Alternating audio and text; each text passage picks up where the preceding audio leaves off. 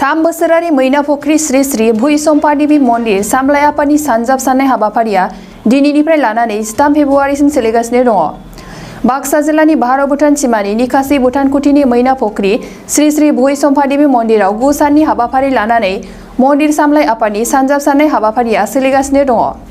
बेजों लोगोसे बे मन्दिराव धोरोमारि मेथाइ कीर्तन रोजाबनाय, होम जैग होनाय, धोरोमारि बिजाब सावरायनाय लोगोसे गणेश फुजाबो खुंफानाय जागोन।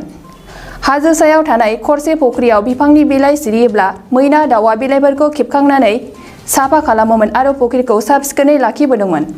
नाथाय मेगन गोसा सिखारिनि आखायाव मैना दाउआ जिउ गोमानो गोनां जायो आरो मैना दाउनि बंस'आ गोमालांदोंमोन। बै समनिफ्रायनो बे फुख्रिनि मुङा मैना फुख्रि मुं होजादों आरो सुबुंफोरजों मैना फुख्रि मुङै गाबज्रि जादों होनना मन्दिराव थाग्रा पुजारिया फोरमायदों। मैना फुख्रि नामखौ दा जोङो साधना खालामनानै नायगासिनो दङ। बेहाय मैना फुख्रि होननानै बुंनाय सोदोबखौ जों ओरैसो लादों। बे मैना फुख्रि मुंखौ सोर दोनखो? जों बे मुंखौ दोननाय लोगो लोगो जों बेखौसो साननानै लादों बे मानसिया जाबाय सैथोजों सोलिनाय मानसिमोन। बेखौ होनदों सैथोजों सोलिनाय मानसिया जि बायखौ बुङो बेनो थालाङो। दिनै मैना फुख्रि होननानै बुंनाया दिनै जुग जुगान्त दिनै गोमोरलाङि बायसि जोंसिनबायसो दङ। बे जाय बे मुंखौ दोनदों बे मानसिया सैथोजोंनो जोंसारनाय मानसिमोन होननानै जों साननानै लादों। बेनिखायनो बिनि मुङा गोमोरनानै थांनाय नङा।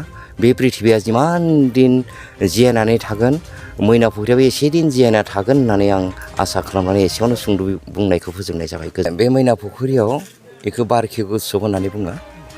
बे बारखि उत्सबआव दा जोंनि बोसोरसालिया बियो जोंहा मा बे निउ दिसानो ओरैसो ओंथिखौ बुङो जे जोंहा एबार बोसोराव बेसे आइ इनकाम जाखो बे बारखेव अधिबेशन, बेखौ बारखेव अधिबेशन होननानै बुङो।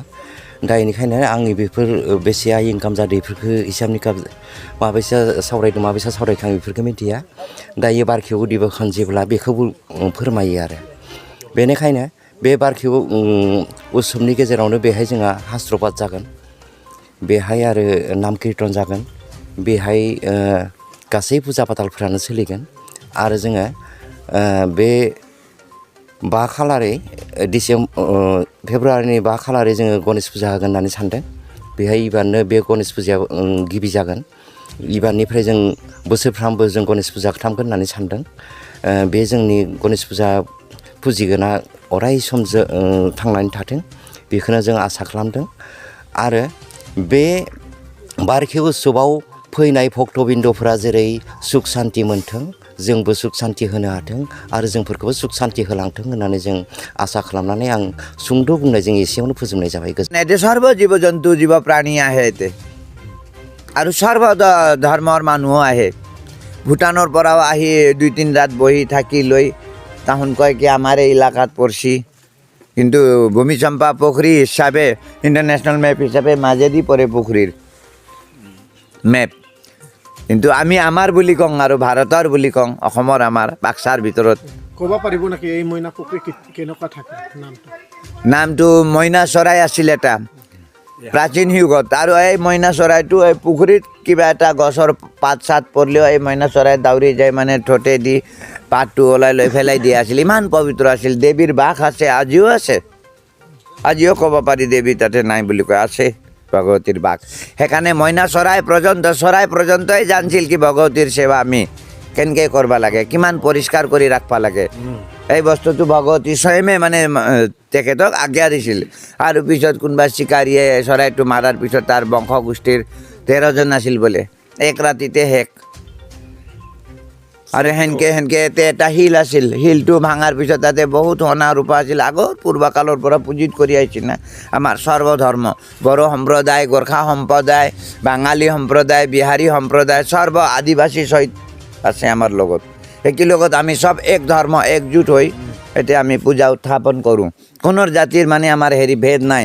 আমি এক হ'ব লাগে, হিন্দু হ'ব লাগে, একত্ৰিত চবে একতা মিলাই আমি যদি আমাৰ জাগাৰ মন্দিৰটো যদি আৰু ডেভেলপমেণ্ট কৰি লৈ গ'লে ভৱিষ্যত আমাৰ ভাৰতৰ নামত প্ৰথম হ'ব। মইনা পুখুৰী ভূমিচম্পা দেৱী মন্দিৰ সতী দেৱীৰ পালাৰ পৰা চলি আহি আছে।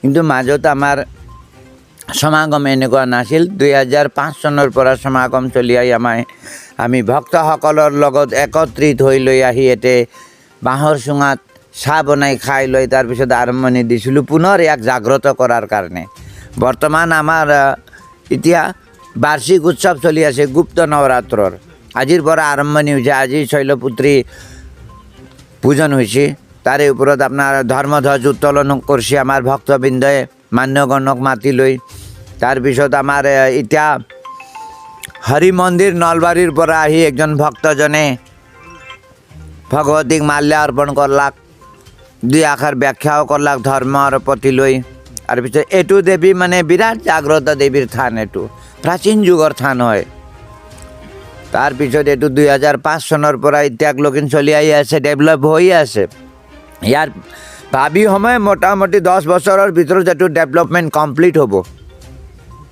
তাৰে পিছত মই সাধাৰণ ইয়াৰে এটা প্ৰতিষ্ঠাপক প্ৰথম মইনাপুখুৰীৰ প্ৰথম প্ৰতিষ্ঠাপক মানে ময়ে ভক্তজনৰ লগতে একেলগতে একত্ৰিত হৈ আহি ইয়াতে বসবাস কৰিলোঁ 3 বছৰ কণ্টিনিউ কৰাৰ পিছত দুৰ্গা পূজা পাতলোঁ দুৰ্গা পূজা পাতাতে এইটো ভগৱতী যোনটো পুখুৰী আছে পুখুৰীৰ পৰা স্বয়ং দুৰ্গা একদম জ্যোতি স্বৰূপিণী উৎপন্ন হৈ দৰ্শন দিছিল তেতিয়া মোৰ লগত দিলীপ ব্ৰহ্মাও আছিল কিৰণ দৈমাৰী আছিল XBLT আগৰ এইকেইটা গদাধৰ ব্ৰহ্মা আছিল গাঁওবুঢ়া 3 নম্বৰ দিহিৰাৰ গোটেইকেইটা ভক্তজনে মোৰ লগত থকাকেইটা সকলোৱে দৰ্শন পাইছিল মাৰ তাৰপিছত তেতিয়াৰ পৰা এতিয়ালৈকে এতিয়া হোৱা নাই দেচোন সাধনা কৰিব লাগে সাধনা নকৰিলে নহয় বহুত কষ্ট আছে সাধনাত